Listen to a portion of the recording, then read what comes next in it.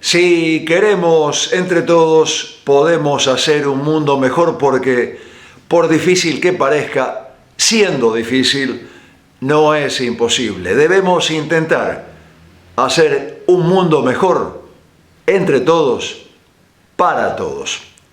Gracias por estar ahí. Recordemos respetar el protocolo sanitario. Cuidarnos nosotros es cuidar también a los demás. No nos descuidemos. Francisco Jarauta nació en Murcia, España, en 1941. Es catedrático de filosofía de esa ciudad donde también vive. Ha realizado estudios de historia del arte y filosofía en las universidades de Valencia, Roma, Münster, Berlín y París. Profesor invitado de universidades europeas y americanas, sus trabajos se orientan particularmente en el campo de la historia de las ideas, la filosofía de la cultura, la estética y teoría del arte. Estuvo varias veces en nuestro país y en nuestra ciudad. La última fue para dar una charla en la Bolsa de Comercio de Rosario, donde ya había estado también oportunamente. Volví a entrevistarlo entonces en esa oportunidad. Hablamos no solamente del tema de esa charla, sino del arte en general y de la marcha del mundo. Por si quisieran verla, esa entrevista está en YouTube. Ha publicado recientemente 2 notas sobre el COVID-19 en el diario El País. Una es La rebelión de la naturaleza, que también se publicó en la revista de la Bolsa de Comercio de Rosario, y la otra es Vulnerables. Afirma Jarauta que lo que está en juego es la defensa del bien común y que hay que reivindicar un nuevo pensamiento político que haga posible un nuevo proyecto social con base en una nueva concepción de lo humano. Hablé la semana pasada con él vía Zoom, extensa entrevista que van a ver ustedes en el cuento de la buena pipa en pintura, inmediatamente después de los auspiciantes, con el deseo de siempre. De aquel lado, esténse bien. Las siguientes firmas auspician el cuento de la buena pipa en pintura. Artística New Plenty, distribuidora mayorista para artistas y artesanos. San Cristóbal Seguros, tu compañía. Diego Obligado, Galería de Arte, Güemes 2255. Arblech, acompañando también el arte y la cultura. Delfín, telas de tapicería, cortinería, toldos. Centre Catalá, 118 años con la cultura de Rosario. Norberto Moretti, clases de dibujo y pintura. Salta 2969, departamento 3, teléfono 438-5867. He leído 2 notas que publicaste recientemente que precisamente tienen que ver con la pandemia, tienen que ver con el COVID-19. Son notas muy interesantes. Una de ellas, La rebelión de la naturaleza, y la otra, Vulnerables, que son 2 cosas que se juntan. La rebelión de la naturaleza nos ha puesto mucho más vulnerables.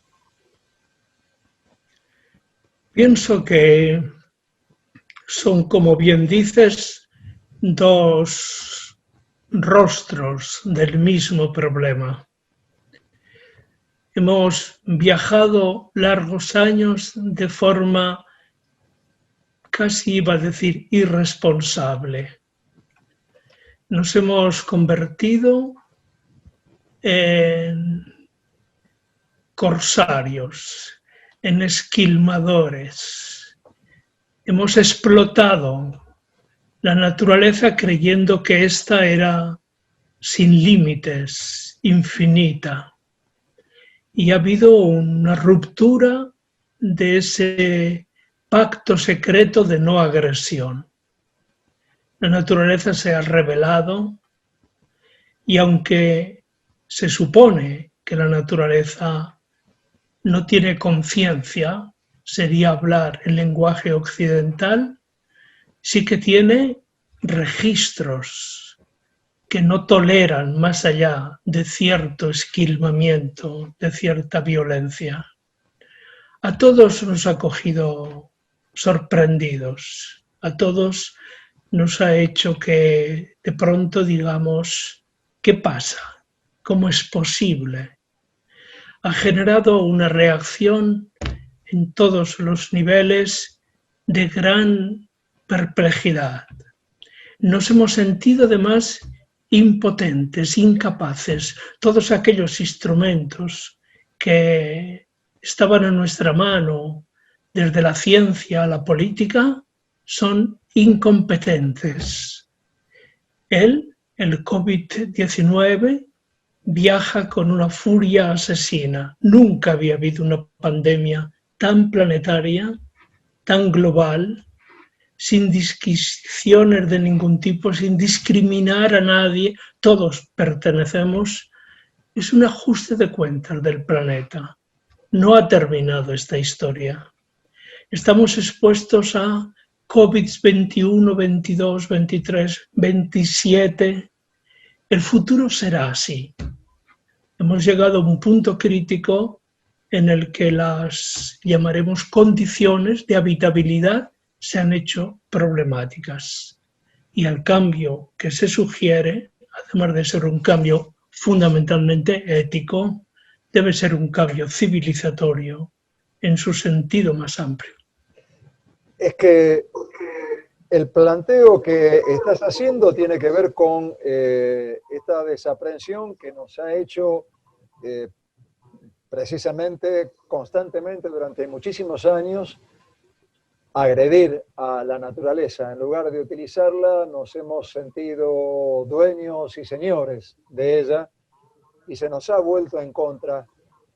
El problema es que va a seguir de esa manera y va a haber un COVID-20, 21, 22, como estás diciendo, en la medida que nosotros no reaccionemos, en la medida que los políticos no reaccionen adecuadamente, en la medida que el planeta no cambie de actitud frente a la naturaleza. Es decir, necesitamos un retorno, esto lo vas a expresar mejor vos que yo, necesitamos un retorno al cuidado planetario y a darle más atención, priorizar lo humano frente al pragmatismo económico que ha hecho que los políticos se hayan convertido simplemente en gerentes de algo que tenía que dar dinero. Sí, yo creo que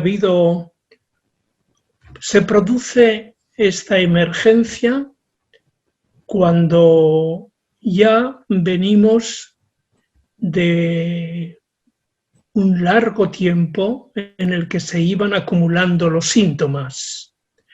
No habían llegado a producirse emergencias como las que estamos o hemos vivido, pero sí que había señales de que algo podía ocurrir. Estamos en un modelo en el que la administración del planeta, como tú dices, se hace con criterios exclusivamente económicos. Lo que se busca es solo la rentabilidad, la acumulación del beneficio. El planeta todavía tenía una protección. Acabo de terminar de escribir un texto que te voy a mandar, que es Max Weber en su centenario. Son los últimos años de Max Weber, estamos en el 19, ha terminado la Gran Guerra, quedan unos meses para morir y él escribe aquello de la que ha sido derrotada no ha sido Alemania, cuando se estaban firmando los protocolos de Versalles. La que ha sido derrotada ha sido la razón, y más aún, la razón práctica. Digamos, como humanidad, como sujeto del planeta que es la humanidad, no hemos sabido controlar los procesos y orientarlos hacia ese objetivo que Kant había llamado la paz perpetua, el reino de la libertad. Hemos destruido las mediaciones políticas y esto ha conllevado que incluso la economía haya sustituido a la política. Hay un déficit político extraordinariamente grave y la sugerencia que tú hacías casi la podemos comentar desde un radical escepticismo. No va a haber cambios en la relación con la naturaleza, no va a haber cambios en la relación con el clima, no va a haber cambios en lo que podemos llamar las estructuras de producción, de contaminación, de explotación. Hoy se libra en el planeta una lucha terrible por consolidar nuevas hegemonías. Estaremos todavía décadas en ser testigos de ese conflicto y de esa resolución. China o Estados Unidos.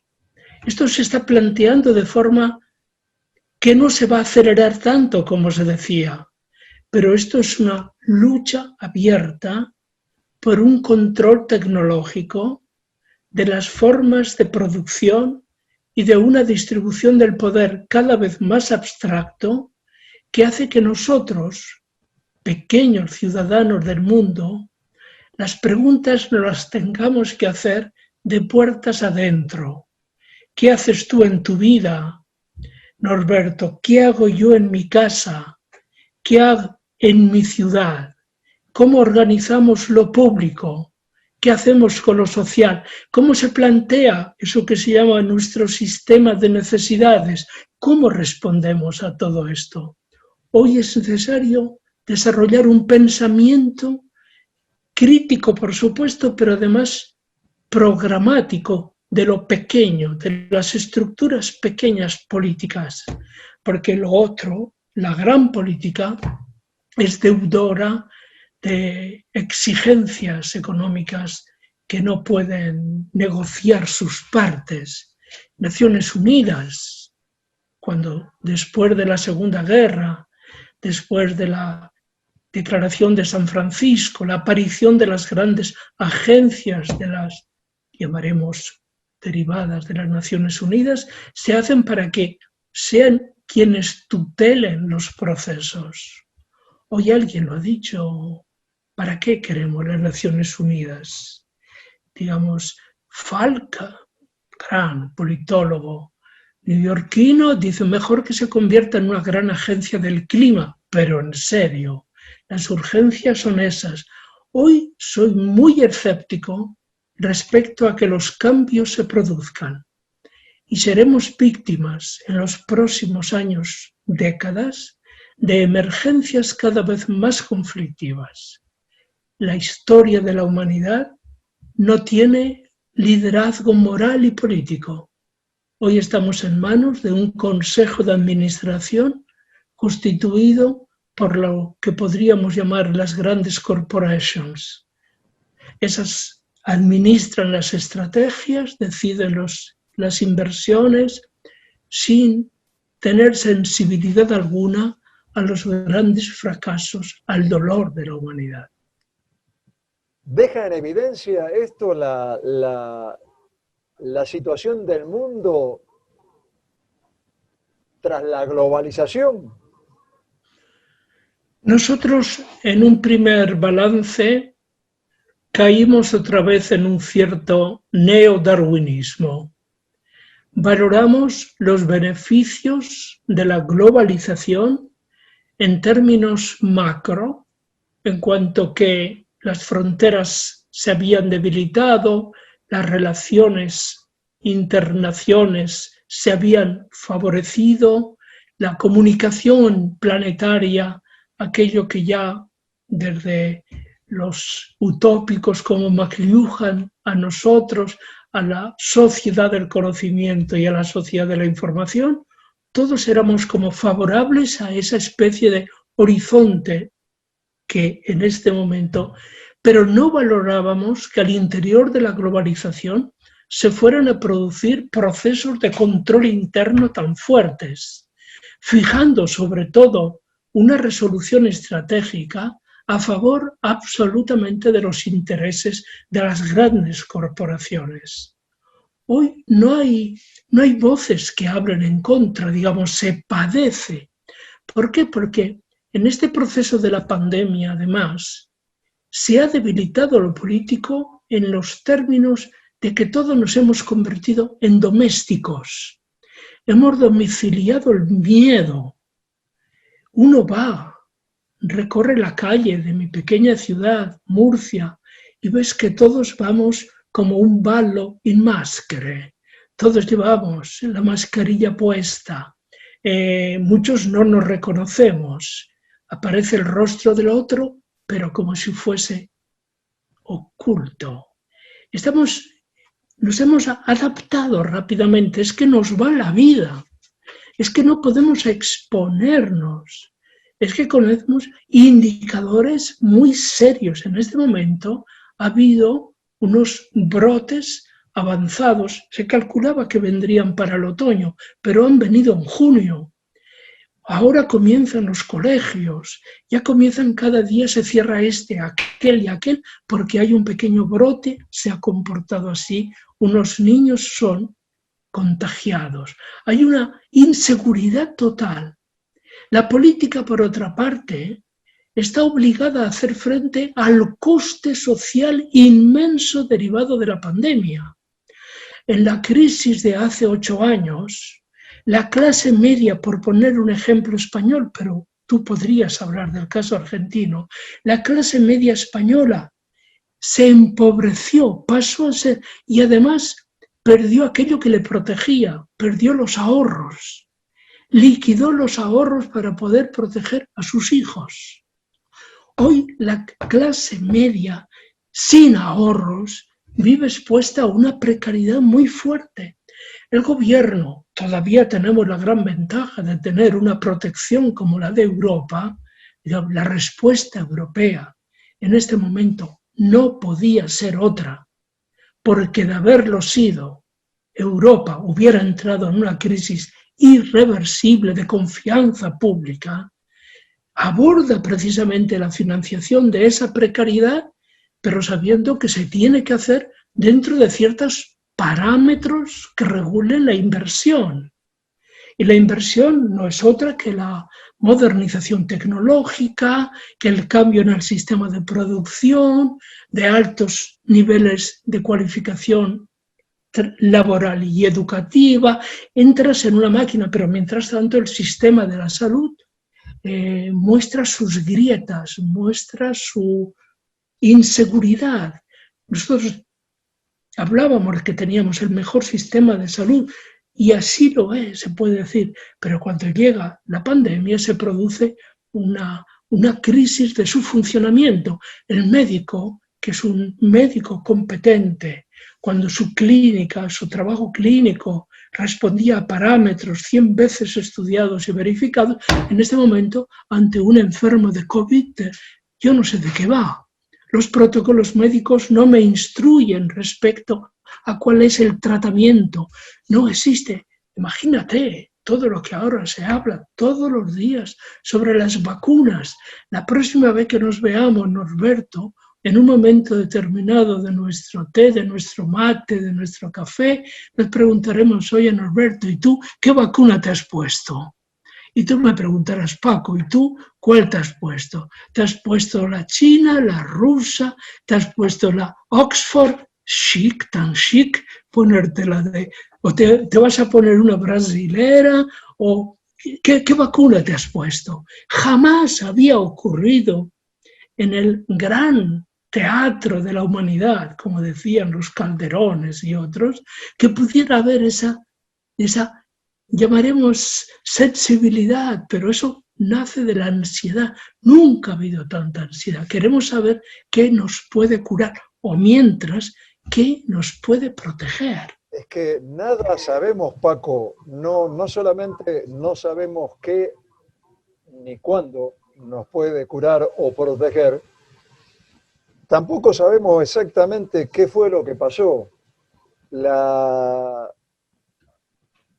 manera de dialogar actualmente ha introducido unas palabras que se repiten sistemáticamente. Hay algunas palabras que los políticos, por ejemplo, no sé, toman como muletillas y las dicen a cada rato y en una misma frase la pueden usar 4 o 5 veces. Por ejemplo, acá en la Argentina no hay nadie que no deje de decir algo, una afirmación en general, y dice claramente. Claramente. La palabra claramente parece mágica y es como que yo digo claramente y eso evidencia que además de que sé lo que digo, tengo la razón. Pero en este nuevo diálogo que se instala y en este miedo que tenemos y en esta cotidianeidad diferente, hemos introducido palabras como incertidumbre, que la vivimos permanentemente. Es una palabra que yo uso frecuentemente porque si bien nunca hemos tenido respuestas a las miles de preguntas que nos hacemos, porque en general las preguntas no tienen respuesta, son preguntas, de algunas respuestas nos agarrábamos de acuerdo a la convicción de cada uno como para tener parámetros y más o menos vivir medianamente tranquilos. Pero vos instalaste en uno de tus escritos, en estos 2 que acabo de mencionar, que publicaste recientemente en El País, instalaste otra palabra que es lo que ejemplifica perfectamente lo que estamos viviendo: precariedad. Incertidumbre y precariedad. Y creo que inclusive frente a la pandemia o a cualquier enfermedad, necesitamos tener esos anticuerpos que dan la confianza en que podemos salir. La verdad es que no veo ahora, me preocupa no tanto por mí, sino por mis hijos y mis nietos, que creo que les pasa a todo el mundo esto. Esta incertidumbre y esta precariedad nos van a llevar a una forma de pesimismo consciente o inconsciente que nos va a dañar de otra manera también, ¿no? Más allá del virus. Pienso que te agradezco mucho la lectura que haces de estos 2 términos sobre los que construyo precisamente la reflexión, sobre todo del segundo texto, vulnerables. Nos hemos vuelto vulnerables. Teníamos organizado nuestro sistema de seguridad, de garantías. Nos sentíamos protegidos, controlábamos, más o menos teníamos nuestros miedos. La salud por definición, es frágil.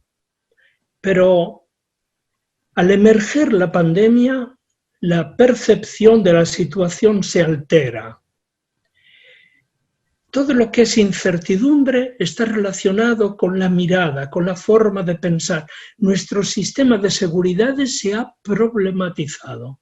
No tenemos seguridades y si tenemos algunas las administramos cautelosamente. Más bien incierto, inseguro, tiene que ver con el no saber, más que con el pesimismo, con el escepticismo. En este momento veníamos de un triunfal pasacalle por la modernidad, donde la tecnología, la ciencia nos garantizaban darwinísticamente unos éxitos inéditos en la historia humana. En este momento, el teorema de la ciencia ya no construye respuestas tan garantizadas y podremos ver que asistiremos a fases de mayor incertidumbre. Pero la precariedad es más antropológica, tiene más bien que ver con las condiciones de la vida, con las condiciones de lo social, con las condiciones de lo comunitario, con las condiciones que cada vez se generalizan más en una masa social que vive, comillas, precariamente y que tiene que reducir su sistema, su modelo de vida, las dificultades para llegar a final de mes, para poder atender las llamadas pequeñas commodity, pequeñas comodidades de la familia. Lo que nosotros usábamos antes como normal deja de ser normal. Y entramos en toda una estructura de relaciones precarias. La precariedad, digamos, hemos entrado en una época dominada por la precariedad. Ya no me lo puedo ni imaginar que saldremos con indicadores económicos de superávit. Hoy todavía hay formas de financiar. Se está eligiendo la dirección del Banco Americano ahora con tantos interrogantes. Europa tiene cierto sistema de protección social interesante. Para nosotros es vital en este momento. Pero tiene que haber una acomodación a las condiciones de la vida y a las condiciones sociales. ¿Todo es económico? No. Porque hay muchos aspectos que son fundamentalmente culturales, son sociales, tenemos que aprender a construir el tejido social, tenemos que comenzar a practicar un nuevo reconocimiento, un reconocimiento del otro, se tiene que construir nuevas formas de solidaridad y, ¿por qué no?, de fraternidad. Hay que crear el comienzo, lo decían los últimos frankfurtianos, el primer acto ético es el reconocimiento del otro. Si no partes y si no se dan esas circunstancias, lo otro es retórica. Hay que reconocer al otro. Y el otro es un mundo en el que entran y juegan circunstancias que no son solamente las visibles. Hay tantas circunstancias que aparecen ya en los grandes relatos, en las grandes novelas del XIX. ¿Qué es el hombre? ¿Qué es el ciudadano? ¿Qué somos cada uno de nosotros? Yo, cuando hablo de vulnerables, es un texto que se ha reproducido mucho en estos últimos, es precisamente porque articula precariedad e incertidumbre y nos sitúa en un horizonte fuertemente interrogado. Violencia, exclusión, agravamiento de la situación día a día. Y el no saber qué pasó, ni no saber qué va a pasar, precisamente me deja en un lugar o en un no lugar que nunca pensé, que nunca soñé y que me deja absolutamente desprotegido, por supuesto. ¿Qué puedo hacer yo frente a todo esto? Si la vacuna que me decían que iba a llegar ahora se ha pausado porque parece que la de Oxford ha tenido un inconveniente en la fase 3 o algo por el estilo. Si aquello que decían que iba a llegar para cerca de fin de este año, ahora no va a llegar ni siquiera para el 2021, ¿qué voy a pasar todo el año 2021 de esta manera? Y hablamos de que los virus pueden reproducirse con otro número, con otro nombre o con lo que sea. Es decir, aquellos que tienen el manejo económico que de alguna medida, en alguna medida parecería que nos llevó a esto, no tienen conciencia, es decir, a ellos no les pasa. Todos estamos implicados. Unos se protegen más, están más protegidos. Otros viven en intemperies más fuertes. Claro. Nosotros, dos aspectos de tu comentario. Las vacunas van a llegar y llegarán antes del próximo verano. Es decir, para mayo, junio estaremos todos vacunados. Dalo por hecho. ¿Sí? Sí, estaremos vacunados ya sobre abril, mayo, habrá vacunas para todos. Bueno, eso es bueno. Te lo digo, Oxford va a producir 3.000 millones de dosis. Los otros querrán ganar la batalla. Moderna, la vacuna americana, siempre me temí que el único artificio que le quedaba a Trump era poner a finales de octubre la vacuna en el mercado americano, antes de sus elecciones. a la renovación de la presidencia. Pero eso tampoco va a ocurrir. Pero allí los chinos guardan silencio táctico, pero están acelerando todos los procesos. Pero luego vendrán, habrá esas mutaciones en los virus que se reproducirán de una forma o de otra. Y yo no quiero ser pesimista, pero he introducido en mi reflexión personal que es muy probable que muera de un virus. Antes creía que con un poco de ejercicio evitaría un ictus, o que con un poquito de dieta garantizaría algo más, pero en fin, sé que habrá un virus que me visitará intempestivamente y me dirá, ¿qué tal? Ha llegado la hora y va bene, nos iremos. Pero lo que está ocurriendo es justamente que nosotros no vamos a abdicar. Estamos en condiciones de imaginar el futuro todavía, de poder construir pequeños futuros, de poder construir situaciones políticos, sociales, culturales, humanas. Podemos construir los pequeños espacios de resistencia. Yo no renuncio a eso. No todo está perdido. No, en absoluto. Eso que hablábamos en una ocasión, porque siempre recuerdo las numerosas conversaciones que hemos tenido, nosotros dos siempre tan agradables, a veces tu hijo controlando el registro, salúdalo de mi parte. En ese contexto yo siempre te decía, ¿y usted qué es? ¿Usted es pesimista o optimista? No, te decía, y sigo diciéndolo, yo soy escéptico apasionado. No voy a renunciar a la capacidad que tenemos de intervenir. Por eso, ¿qué es lo que yo puedo hacer?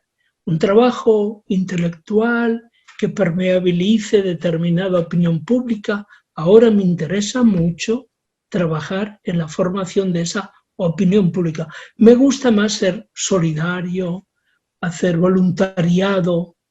El incendio del campamento de Moria en Lesbos. Es terrible lo que ha ocurrido, es terrible. Y todavía el silencio sobre qué se hace. Se van a liberar los 400 menores que viajan solos y que están allí. Deben ser aceptados por los países europeos, pero un incendio de ese tipo te rompe el corazón, te desmoraliza, y sin embargo hay que volver a reivindicar esa dignidad del humano que sigue proyectando su esperanza. Debemos proyectar esa esperanza. Entiendo que este es un virus que tiene una identidad nueva y sus procesos operativos son absolutamente diferentes y su impacto viral ha sido incomparable con lo que ha ocurrido antes. Tampoco estoy a favor de las teorías de la conspiración. En esto a lo mejor es que soy ingenuo, porque no me gusta recorrer así esos lugares tenebrosos de quienes conspiran, y controlan las estrellas y mueven los pentágonos y construyen puentes de cristal sobre el firmamento y descienden Bután o aquí o allá.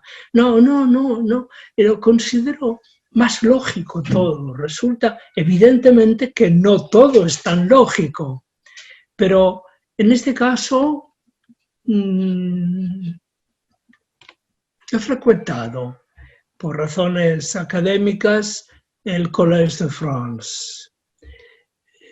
Allí al lado, anexo, una gran institución que es el Instituto Pasteur.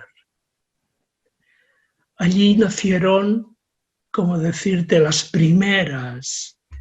primeros tratamientos neumológicos, epidemiológicos.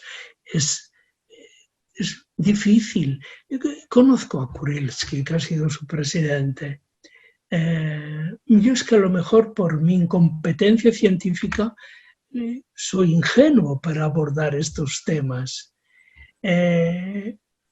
Aquí son minorías absolutas los que están en contra de las vacunas. En Europa no hay, no.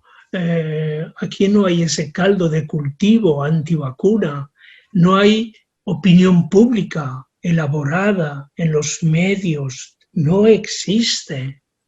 Esa cultura nació dentro de determinadas corrientes evangelistas que impregnaron América Latina de una forma o de otra. Aquí no existe. Son rigurosas minorías. Yo creo que entre mis amigos creo que conozco a dos que son negacionistas por un lado y por otro lado, pero casi son folclóricos, no lo plantean de forma que podemos llamar profundamente ingenua. Hoy no se puede negociar la vacuna. Nos vamos al traste. O te proteges o tienes las cosas muy en contra. Hay una forma de confinamiento que protege, pero hay un exterior que es tremendamente agresivo. Nos podemos proteger con una vacuna para poder avanzar. Este verano va a ser tremendo, este invierno español, otoño vuestro, invierno, verano vuestro, primavera.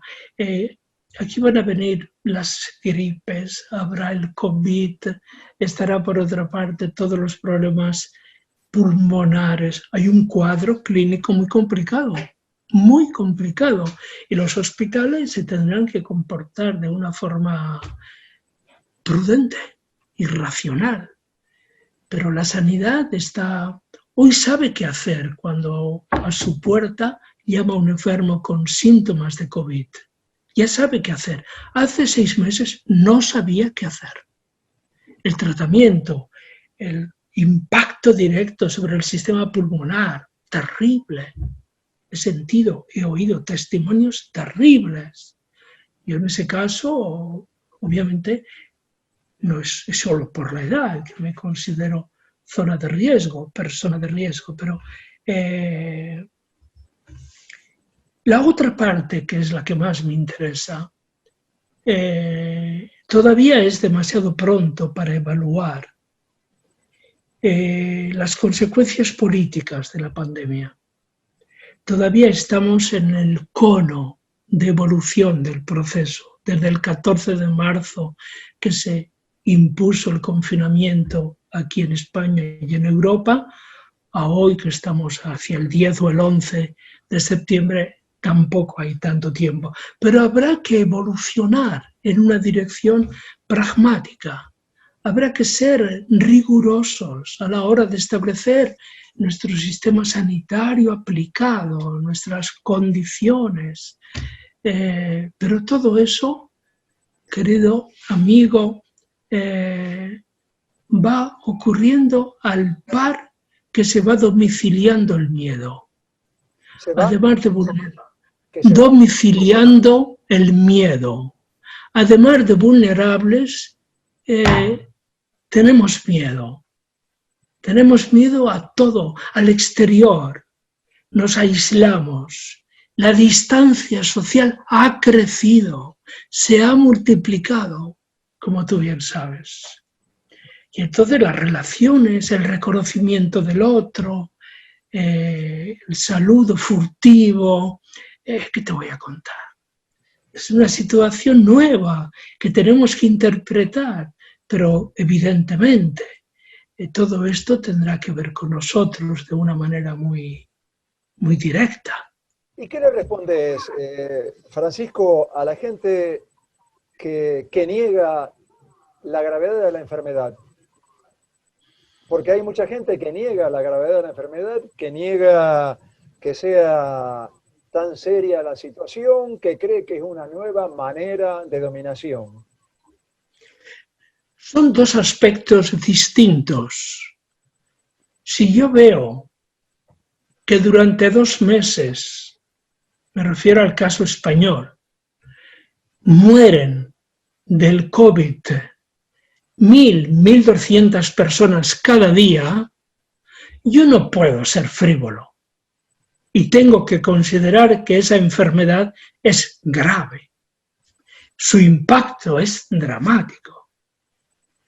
Y entonces yo no juego a fruslerías, entiendo que la situación es realmente grave. Y sí es cierto que muchos que han pasado a la estadística de los fallecidos por el COVID son también el resultado de otras patologías convergentes, personas que venían con patologías de respiración, pulmonares, las que fueren, y que han precipitado el desenlace. Esa estadística global debería ser analizada, filtrada, para analizar también cuáles son los condicionantes que podemos llamar convergentes del caso. Cuántas personas mayores de las residencias de mayores han fallecido, dicen, por el COVID, pues a lo mejor, y por algo más, ¿comprendes? Pero estamos ante una situación que no puede restar gravedad a esta enfermedad. Es muy importante lo otro que has dicho, que en definitiva está, digamos, creando las condiciones de un nuevo poder político, de una nueva forma de sumisión, de un nuevo sistema de control numérico, que dicen los franceses, de estar supeditado a una estadística de barras en las que tú entras. Ese es el modelo chino en última instancia, multiplicar los sistemas informales de control para que el ciudadano esté perfectamente controlado, yo digo domesticado, y ya no puede ni resistirse críticamente a lo que podemos decir impone el sistema. De eso estoy totalmente de acuerdo. Hoy estamos abordando un problema político de nuevo cuño, y es la instrumentalización de una nueva forma numérica, numérica, dicen los franceses, de control social. Hoy ese control está ya absolutamente servido, no va a más porque todavía no es necesario. Pero ese futuro será un futuro con controles muy rigurosos e informales. Y todas las grandes plataformas de información estarán al servicio precisamente de ese control. Vamos a una sociedad controlada, muy controlada, muy controlada. O sea, pensar en Orwell no es descabellado. No, en absoluto. Estamos caminando en esa dirección y es por eso que no se puede ser neutral frente a ese futuro.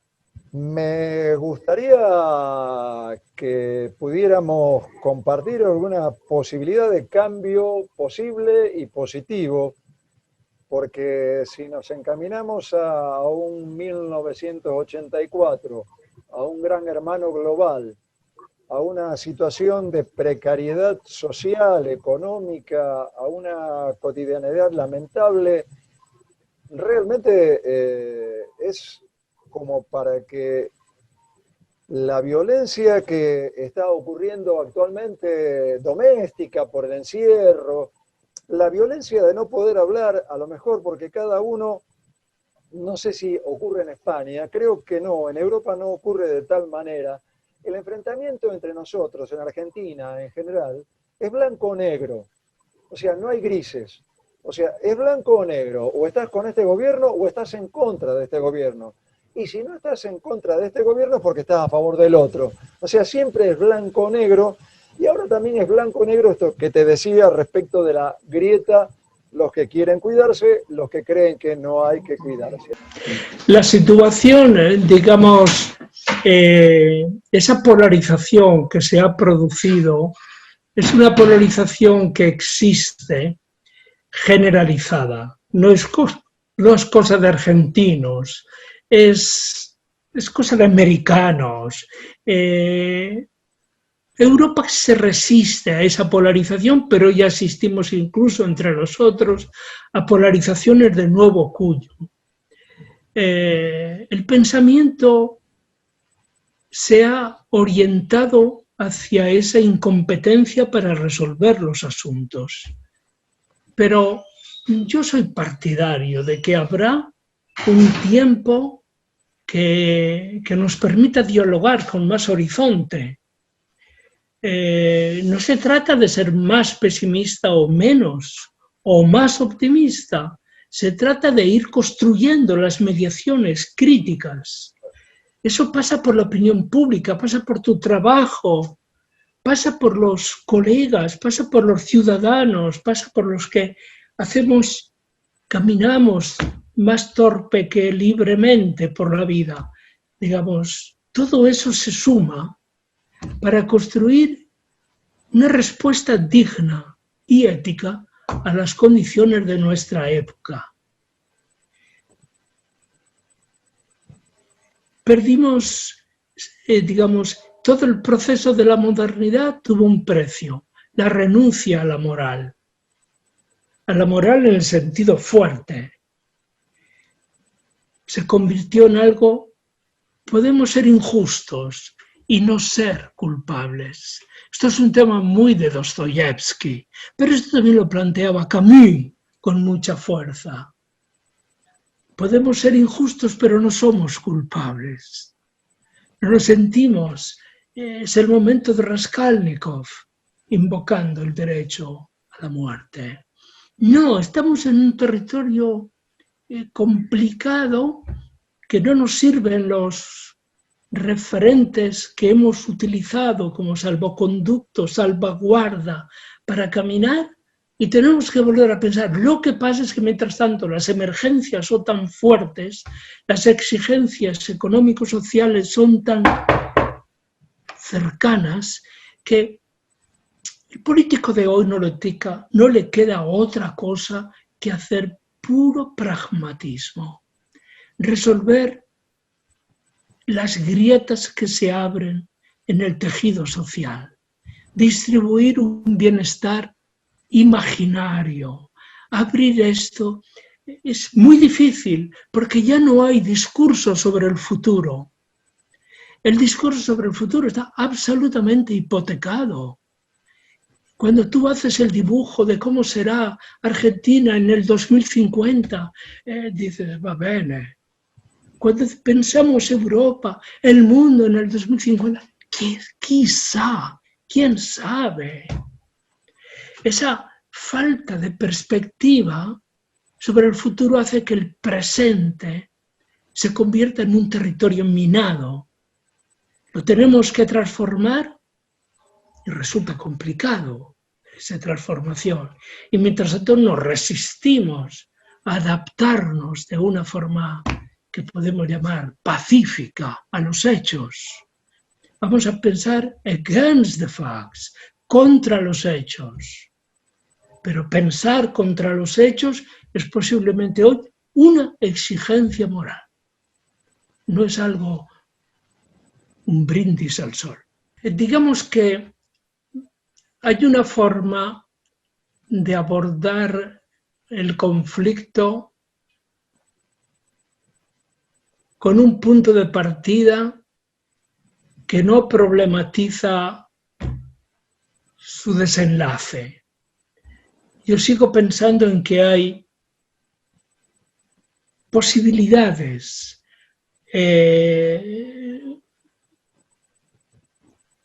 construcciones intermedias, nuevas formas políticas de administrar la crisis. Hay que responder a algo que a priori no es fácil y es una disponibilidad económica financiera alta. Hoy las ayudas europeas para nosotros son vitales. Se están decidiendo el presupuesto de los próximos años. Evidentemente, si no hay esa financiación, no hay presupuesto. Y no hay forma de enfrentarse a la precariedad generalizada que la pandemia ha traído. Eso estoy claro. Yo no soy un ingenuo desde el punto de vista histórico. Entiendo que la historia ha construido sus desafíos, ha podido pensar más allá de los problemas. Cómo se ha salido a veces con las paradojas de imaginar un mundo y encontrarte con otro. Hoy estamos en un momento que es un verdadero cruce de caminos civilizatorio. Hoy hay que cambiar de modelo civilizatorio. Estoy convencido. ¿Cómo lo vamos a hacer? That is the question. Ese es el problema. Pero no soy un ingenuo optimista, todo lo contrario. Me duele, realmente me duele este momento de nuestra historia. Me duele muchísimo. Encuentro que, por ejemplo, se lo he dicho a los amigos alguna vez, ¿cómo echo de menos una voz que tenga la legitimidad moral para hablar y decir no vamos por el buen camino? El silencio de Francisco me pesa muchísimo. El silencio del Papa me pesa muchísimo, me duele. No sé qué combinatoria, qué implícitos, qué abandonos. No quiero comentar más. Decías en una de las notas que había que pensar en forma global para toda la humanidad, la condición humana como primer presupuesto moral, y desde ahí pensar e imaginar una nueva experiencia política. Como tenemos que seguir viviendo, Paco, me gustaría no terminar esta entrevista sin pasarle esa grajea de esperanza que todo el mundo está necesitando. Vos tiraste una ya. Dijiste que en marzo o abril habrá vacuna como para combatir este COVID-19. También está en nosotros el cambio moral para la crisis planetaria mundial. También está en nosotros cuidar la naturaleza. Más allá de que hay gente que tiene el poder para hacerlo mejor que nosotros, de manera individual, hay otros que pueden hacerlo colectivamente, pero todos podemos sumar. Vos hablás de pequeñas comunidades, no hacerlo... O sea, me parece que está bien, o sea, si tiro la mano hasta acá y cambio hasta acá para no pensar en un futuro demasiado lejano, arreglemos esto ahora. Pensemos en cómo arreglarlo. A mí no se me ocurre mejor manera de enfrentar esta situación que fraternalmente. O sea, todos tenemos un enemigo común. Pongámonos en fila, depongamos actitudes opuestas y démosle para adelante para combatir a ese enemigo y poder seguir viviendo bien, porque si no, si seguimos con las pequeñas mezquindades de que es todo blanco, es todo negro, y no salimos. Estoy de acuerdo contigo. Son los pasos que hay que dar. Tenemos que decir buenos días, buenas tardes, ¿qué tal? Y compartir las preguntas. Tenemos más dificultad para responder, pero las preguntas es hoy nuestro gran capital humano. Hay que tener los ojos muy abiertos y mirar a las cosas de frente. Es allí donde las exigencias morales vendrán a nuestro encuentro.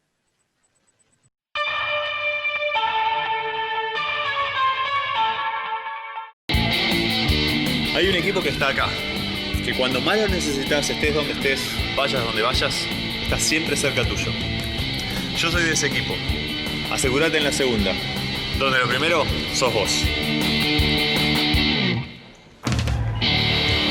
Grupo Asegurador La Segunda. Descuento que habrán disfrutado de la charla, que habrán escuchado atentamente las opiniones, el pensamiento de Francisco Jarauta, un hombre siempre interesado en la marcha del mundo, en la política, en la economía del planeta, en el arte, por supuesto, en el bienestar del mundo todo, en la historia que construimos la humanidad entera, entre todos, día a día. Chau, les agradezco estar ahí, esténse bien de aquel lado y recuerden que si queremos entre todos, podemos hacer un mundo mejor. Las siguientes firmas auspiciaron El Cuento de la Buena Pipa, en pintura, Artística New Plenty, distribuidora mayorista para artistas y artesanos, San Cristóbal Seguros, tu compañía. Diego Obligado, Galería de Arte, Güemes 2255. Centre Catalá, 118 años con la cultura de Rosario. Arblech, acompañando también el arte y la cultura. Norberto Moretti, clases de dibujo y pintura, Salta 2969, departamento 3, teléfono 438-5867.